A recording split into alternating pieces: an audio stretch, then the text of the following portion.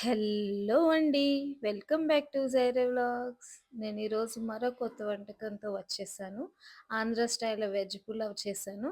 ముందుగా ఎవరైతే నా ఛానల్ సబ్స్క్రైబ్ చేసుకోలో ప్లీజ్ సబ్స్క్రైబ్ మై ఛానల్. అలానే ఇన్‌స్టాలో నా అకౌంట్ ఫాలో చేయండి. అయితే నేను వెజ్జెస్ వేసి ఆంధ్ర వెజ్ పులావ్ చేస్తున్నానండి. ఎప్పుడు నాన్ వెజ్జే చేస్తా కదా! సో, ఇప్పుడైతే నేను వెజ్ చేద్దామని చెప్పి ఆంధ్రాలో ఎలా అయితే చేస్తారో ఆ స్టైల్‌లో నేను పులావ్ చేసి చూపిస్తున్నాను. ఎక్కువైతే నేను వెజ్జెస్ తీసుకోలేదు. ఒక్కొక్క కప్పు మాత్రం తీసుకున్నానండి. పిల్లలకి యాక్చువల్లీ నాన్ వెజ్జే ఎక్కువ ఇష్టపడతారు. నేనిది చేశానని మా ఇంట్లో మా పిల్లలు చాలా అది చేశారు. బట్ అస్తమాను నాన్ వెజ్ అయితే కుదరదు కదండీ! సో, నేను ఇది చేశాననమాట. అన్నీ కూడా నేను 1 టీ స్పూన్ తీసుకున్నానండి. జీలకర్ర, మిరియాలు అండ్ ధనియాలు అండ్ ముఖ్యంగా ఇందులో మెయిన్ ఏంటంటే గసగసాలు. ఇవి తీసుకున్నాననమాట. ఈ గసగసాలువే వల్లనే ఈ పులావ్ టేస్ట్ బాగొస్తుంది. అండ్ ఆల్సో కొబ్బరి కూడా వేశాను. ఇవన్నీ కూడా మిక్సీ పట్టేసుకోవాలి. ఒక హాఫ్ కప్ కొబ్బరి తీసుకున్నాను. అండ్ పచ్చిమిర్చి ఒక 3 తీసుకున్నాను. అండ్ పెద్ద సైజ్ ఒక టమాటో తీసుకొని కొంచెం కొత్తిమీర అండ్ పుదీనా వేసి మిక్సీ పట్టేస్తానండి. అంటే ఈ పులావ్‌లో ఈ మసాలా పేస్ట్ అనేది చాలా ఇంపార్టెంట్ అన్నమాట. మనం మసాలా పొడులు కూడా వేసుకొని చేసుకోవచ్చు. బట్ ఈ పేస్ట్ అనేది ఈ పులావ్‌కి మెయిన్ ఇంగ్రీడియంట్ అన్నమాట. సో, ఇదైతే నేను చూసారు కదా! నేను మిక్సీ పట్టేసా. వాటర్ కూడా అవసరం లేదు. టమాటో అది వేసాం కాబట్టి దాని నుండి జ్యూస్ అనేదొస్తుంది. అయితే నేనిది నెయ్యితో చేస్తున్నానండి ముఖ్యంగా. నెయ్యితో చేస్తే తెలుసు కదా! ఆ మసాలా పేస్ట్‌కి అండ్ నెయ్యికి సూపర్ టేస్ట్ వస్తుందనమాట. చాలా బాగుంది. మేము ఆల్రెడీ నేను వాయిస్ ఇస్తున్నాననమాట.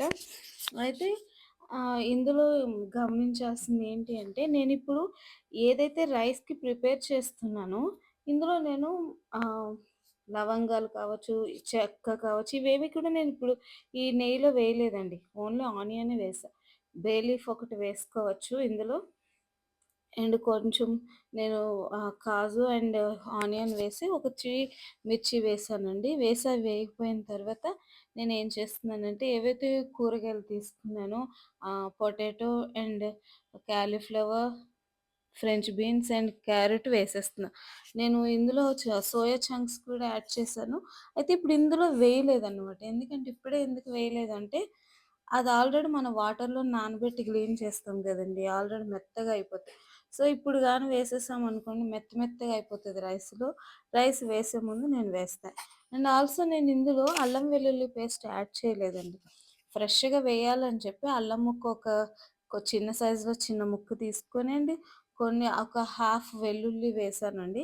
వేసి అందులోనే మిక్సీ పట్టేసాను అన్నీ కలిపి అన్నమాట. లవంగాలు, యాలకులు, ఇలాచి ఇవన్నీ కలిపి పేస్ట్ పట్టాను కదా! మీకు చూపించాను. సో, ఆ విధంగా అన్నమాట.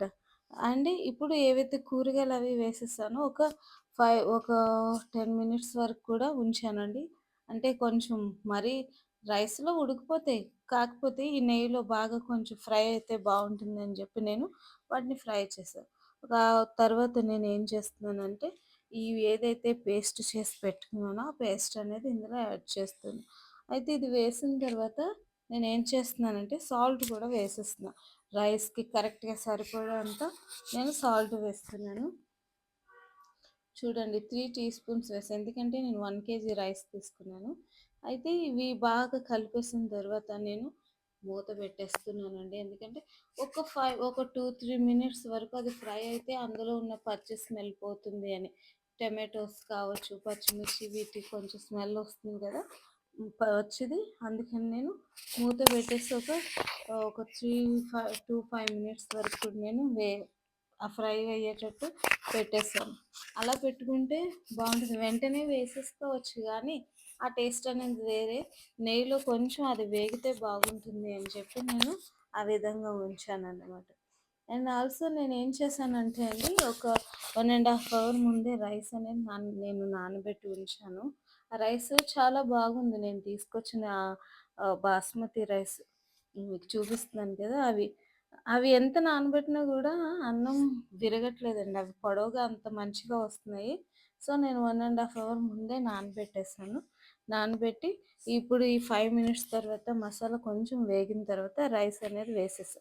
అండ్ ఆల్సో బియ్యం నేను అంతసేపు నానబెట్టాను అని చెప్పి నేను ఇప్పుడు 6 కప్స్ రైస్ తీసుకున్నాను. 6 కప్స్‌కి నేను 6 కప్స్ ఆఫ్ వాటర్ వేయట్లేదు. ఓన్లీ 4 కప్సే వేస్తున్నాను. ఎందుకంటే మరి అంటే చూసి వేయొచ్చులే అని చెప్పి. మరీ ఎక్కువైపోయిందనుకోండి, ఇలా వండుతున్నాం కాబట్టి మళ్ళీ ముద్ద ముద్దగా అయిపోతుంది అని చెప్పి నేనేం చేస్తున్నానంటే వాటర్ తగ్గించి వేస్తున్నాననమాట. వాటరంతా మొత్తం ఇంకిపోయిన తర్వాత అదే రైస్ అయిపోతుంది తెలుస్తది కదా! ఒకవేళ రైస్ ఇంకా కుక్ అవ్వలేదనిపిస్తే ఇంకొక హాఫ్ వాటర్ అనేది నేను యాడ్ చేస్తా. చేశాను నేను అలానే. ఇప్పుడు 4 కప్స్ వేశాను కదా! సో, ఇది బాగా కుక్ అయ్యే వరకు ఉంచేసి తర్వాత నేను చూసుకున్నాననమాట. అయితే సాల్ట్ సరిపోయిందో లేదో కూడా చూసుకొని ఇప్పుడే సాల్ట్ తక్కువైతే వేసేసుకోవాలి. ఇంక ఎటువంటి మసాలా పొడులు వేయాల్సిన అవసరం లేదు. ధనియాల పొడి కావచ్చు, ఏది కూడా వేయనవసరం లేదు. చూడండి ఆహ్, రైస్ అనేది చాలా బాగా కుక్ అవుతుంది చూసారా? ముక్కనే అవ్వట్లేదు ఇవన్నమాట. అలాగని చెప్పి ఇష్టం వచ్చినట్టయితే మనం కలిపేసుకోకూడదు. చాలా జాగ్రత్తగా కలుపుకోవాలి. చూడండి ఎంత బాగా కనిపిస్తుందో.